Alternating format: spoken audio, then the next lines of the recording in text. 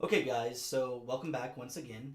This is going to be the first video in this series about your strumming hand. So it's going to be your right hand for most people. If you're left-handed, it'll be your left hand. But I'll try my best to refer to it as your strumming hand, which is this one, and your fretting hand, which is going to be this one. So let's talk about how you hold the pick first of all. Okay, so this is what I want you to do to get it the exact right way. I want you to, with your strumming hand, extend the fingers out and make a fist like so. Okay, so you can squeeze your fingers kind of tight, but not too tight, just like that. All right.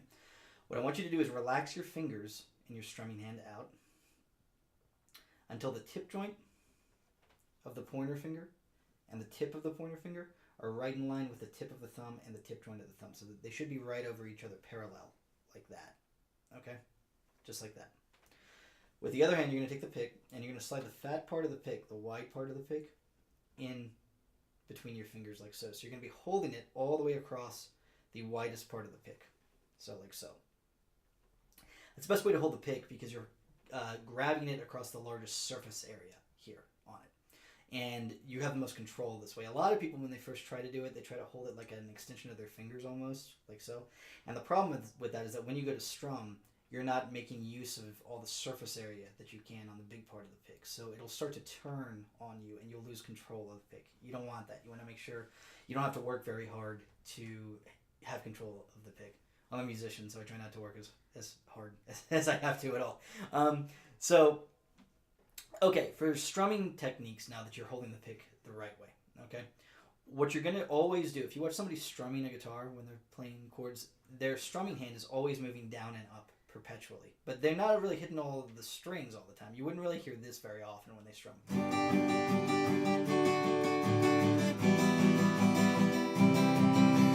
Because that's a little bit much. It can be a little obnoxious if you listen to a whole 3 or 4 minute song like that. But what you will see is that their right hand, or their strumming hand, moving down and up all the time. But they will miss the strings sometimes. So they do something a little bit more like this.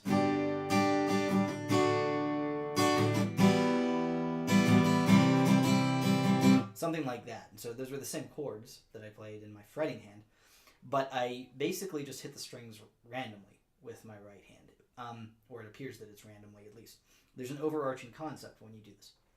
What you always want to be doing when you strum is going down and up in perpetuity. So your right hand is, or your strumming hand is like a machine on this, all right? When you're practicing it with these exercises I'm about to give you, you don't ever want to deviate from this.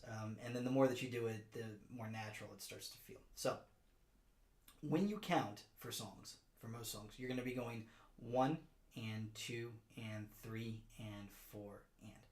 And the overarching concept here is no matter how fast or how slow you count 1 and 2 and 3 and 4 and, your strumming hand always goes down on the numbers 1 and 2, 3, 4, like that. And it always goes up on the ands every single time. All right, so it's 1 and 2 and 3 and 4 and, like this. And if you can get your strumming hand automated to do this, you can really hit the strings whenever you want to. So long as you change chords at the correct time in your fretting hand, you're good to go. And we're not going to talk about changing chords just yet in this lesson. We're doing it piece by piece. So what we have here are some strum patterns now that I'm going to give you. Okay, so I'm going to talk you through this, and you can look at the graphics here too and see this. To symbolize a downstroke, what you'll see is this thing that looks kind of like a staple. It looks like it's open on the bottom, and you'll notice that those always go over the numbers. And then for the upstrokes, you'll see that they always go over the ands, and it looks like this thing that looks like a V too. So when you put this together, what you've got is down, up, down, up, down, up, down, up. And for these different strum patterns that I'm going to give you, you have these symbols over the numbers and over the ands in different orders. Okay, so the symbols, where you see them, represent when you actually hit the strings. But your strumming hand is always moving down on every single number when you're counting and up on every single and when you're not counting. So for example, for the first one, you can pick any chord in the previous lessons that you want to. You can also just mute the strings with your fretting hand like this. Just for the purposes of demonstrating this, I'm going to mute the strings. But if you want to kill 2 birds with 1 stone, just pick one chord and focus in on your strumming hand with all these other exercises. So for example, this downstroke on the numbers looks like this. 1, 2, 3, So that's that first strum pattern. Let's try that again. 1, 2, 3, 4. And you want to get to where you can do that around in a never-ending circle, again in perpetuity. So you would be able to count 1, 2, 3, 4, 50 times if you wanted to, while always going down on the numbers and hitting the strings.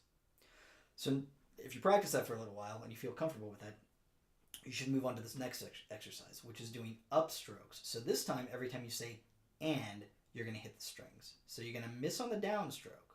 1, and 2, and 3, and 4, and like so. So a little bit faster.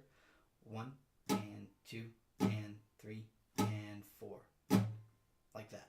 If you've got both of those down, you can try some of these other strum patterns that I'm going to demonstrate for you right now. All right, so here's a pretty common one, okay? If you look at the graphic here, you'll see that we have a downstroke on 1, nothing on the and of 1, a downstroke on 2, an upstroke on the and of 2, the and that happens right after 2, a downstroke on 3, nothing on the and of 3, a downstroke on 4, and an upstroke on the and of 4. So that one looks like this when we play it along with the graphic. 1, 2, and 3, and 4, and like that. You'll notice that I didn't hit the strings on that space in the graphic where there's no symbol for the upstroke. So that's a good one to start with on it, okay, like that.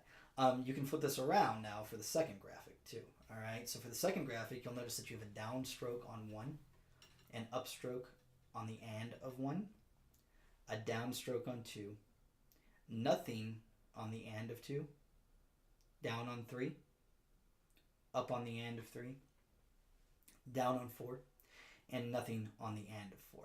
So that one would look like this.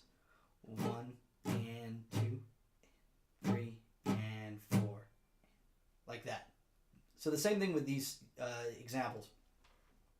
You want to get to where you can do this around in a circle, where you can count 1 and 2 and 3 and 4 and never ending while hitting the strings in that same order also, okay? And then you can get ready to move on to some other more complicated ones, like this one, for example. If you look at the graphic here, we have one that looks like down on 1, nothing on the and of 1, down on 2, up on the and of 2, nothing on 3, nothing on the and of 3, down on 4, up on the and of 4. So that would be something like this. 1, 2, and 1, 2, and 4, and 1, 2, and 4, and like that.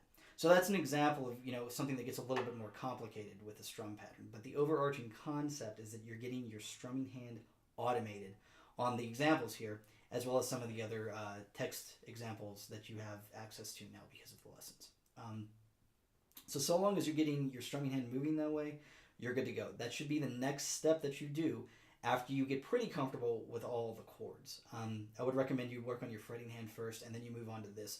And especially, you want to make sure you have these strum patterns comfortable before you look at trying to combine them in the future lessons also.